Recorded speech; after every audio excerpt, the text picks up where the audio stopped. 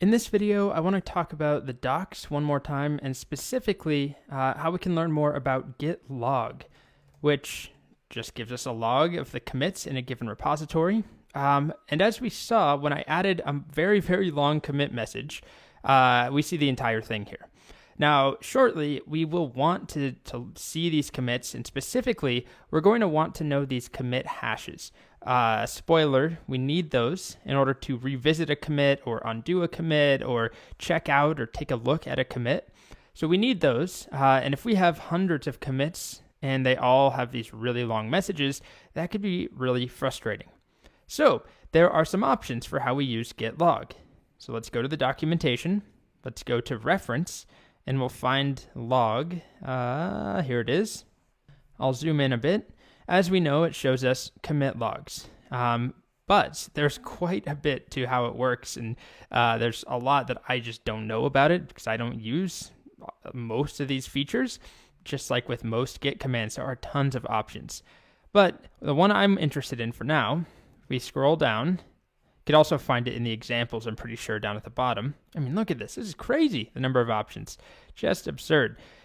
You can filter things out based on who wrote the commits, when they were committed. I believe you can order them differently.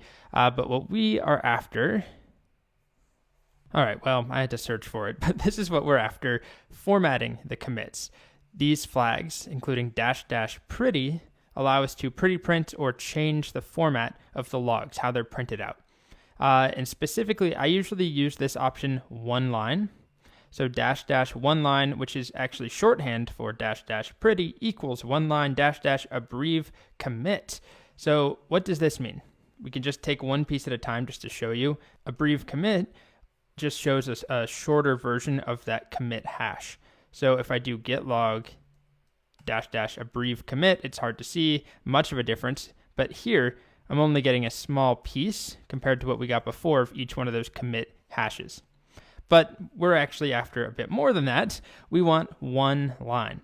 So when we do -- pretty equals one line, we have these different options for pretty, -- pretty medium, or fuller, email. These are all things that we can format in the response. But I just wanted to show you one line.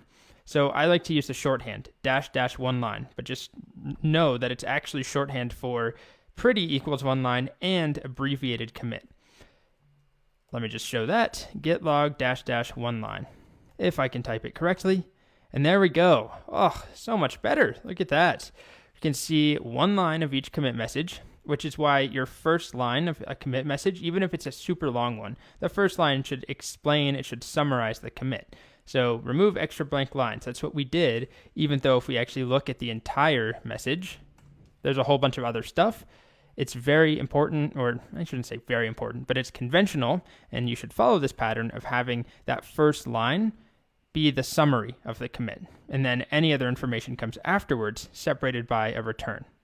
So git log -- one line, it's a nice way to look at our history, and it's not just about, remembering, oh, that was such a cute message I wrote.